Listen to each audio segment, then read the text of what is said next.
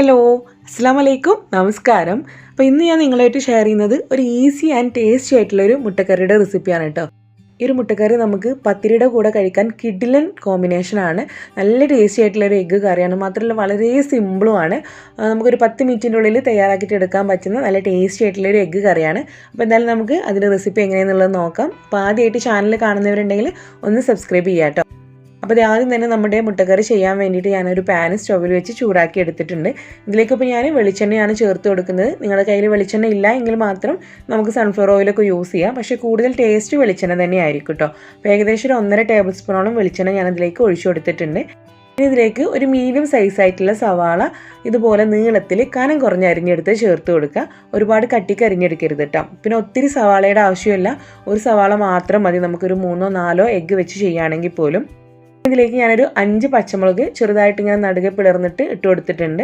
നമ്മളിതിലേക്ക് എരിവിന് വേണ്ടിയിട്ട് പച്ചമുളക് മാത്രമാണ് ചേർക്കുന്നത്. അപ്പോൾ അതിന് നിങ്ങളുടെ എരിവ് നിങ്ങൾ കറക്റ്റ് ചെയ്തിട്ട് കൊടുക്കുക. കുറച്ച് ഉപ്പ് ചേർത്തിയിട്ട് ഈ ഒരു സവാള നമ്മൾ പെട്ടെന്നൊന്ന് വഴറ്റിയിട്ടെടുക്കുകയാണ്.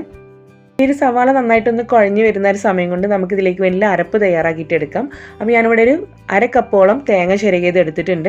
പിന്നെ ഒരു 1/4 ടീസ്പൂൺ മഞ്ഞൾപ്പൊടി ഉണ്ട് ഇതിനകത്ത്. പിന്നെ ഒരു 6-7 അല്ലി നമ്മുടെ ചെറിയ ഉള്ളി എടുത്തിട്ടുണ്ട്. പിന്നെ ഒരു 1/4 ടീസ്പൂണോളം വലിയ ജീരകം, അതായത് ഫെനൽ സീഡ്സ് കൂടെ എടുത്തിട്ടുണ്ട്. ഇത്രയും നമ്മൾ വളരെ കുറച്ച് വെള്ളം ചേർത്തിട്ട് നന്നായിട്ടൊന്ന് അരച്ചെടുക്കണം. അപ്പോൾ ഈ സവാള അത്യാവശ്യം നന്നായിട്ട് തന്നെ കുഴഞ്ഞു വന്നിട്ടുണ്ട്. ഇനി ഇതിലേക്ക് നമുക്ക് ഒരു തക്കാളിയുടെ പകുതിയാണ് കേട്ടോ ഞാൻ ചേർത്തിട്ടുള്ളത്. അതുപോലെ നീളത്തിൽ അരിഞ്ഞെടുത്ത് ചേർത്ത് കൊടുക്കാം. ചെറിയ തക്കാളി ആണെങ്കിൽ നമുക്ക് ഒരു തക്കാളി മുഴുവൻ എടുക്കാം കേട്ടോ. പിന്നെ ഇതിലേക്ക് കുറച്ച് കറിവേപ്പില കൂടെ ചേർത്തിട്ട് നന്നായിട്ട് തന്നെ ഒന്ന് വഴറ്റിയിട്ടെടുക്കാം. ഈ ഒരു തക്കാളിയും അതിൻ്റെ കൂടെ സവാളയും എല്ലാം കൂടെ നന്നായിട്ടൊന്ന് കുഴഞ്ഞ് കിട്ടുന്ന ഒരു പരുവമായി കിട്ടണം. അപ്പോൾ ഇതെല്ലാം കൂടെ നന്നായിട്ട് തന്നെ ഒന്ന് വഴണ്ടി വന്നിട്ടുണ്ട്. ഈ ഒരു സ്റ്റേജിൽ നമ്മൾ നേരത്തെ അരച്ച് വെച്ചിട്ടുള്ള തേങ്ങയുടെ മിക്സ് ഇതിലേക്ക് ഒഴിച്ചു കൊടുക്കുകയാണ്. അപ്പോൾ ഞാൻ കുറച്ച് അത്യാവശ്യം നല്ല കട്ടിക്കാണ് അരച്ചെടുത്തിട്ടുള്ളത് കേട്ടോ. ഒത്തിരി വെള്ളമൊന്നും ചേർത്തിട്ടില്ല. അത് നന്നായിട്ട് ഇങ്ങനെ അരഞ്ഞ് കിട്ടാൻ വേണ്ടിയിട്ട്, ആ ജീരകം എല്ലാം കൂടെ നന്നായിട്ട് അരയാൻ വേണ്ടിയിട്ട് ഞാൻ കുറച്ച് വെള്ളം ചേർത്തിട്ടാണ് നേരത്തെ അരച്ചെടുത്തിട്ടുണ്ടായിരുന്നത്. അപ്പോൾ ഇനി നമ്മൾ ഇതിലേക്ക് വേണ്ടിയിട്ടുള്ള ഗ്രേവിക്ക് വേണ്ടിയിട്ടുള്ള വെള്ളം ഒഴിച്ചു കൊടുക്കണം. അപ്പം നമ്മുടെ മിക്സിയുടെ ജാറിൽ ബാക്കി നിൽക്കുന്ന തേങ്ങയുടെ ബാക്കി ഭാഗങ്ങളൊക്കെ ഉണ്ടാകും. അതെല്ലാം കൂടെ ഒന്ന് കിട്ടാൻ വേണ്ടിയിട്ട് അതിലേക്ക് തന്നെ കുറച്ച് വെള്ളം ചേർത്തിട്ടാണ് ഇതിനകത്തേക്ക് ഒഴിച്ചു കൊടുക്കുന്നത്. അപ്പോൾ നമുക്ക് എത്രത്തോളം ഗ്രേവി വേണോ അതിനനുസരിച്ചുള്ള വെള്ളം ചേർക്കുക.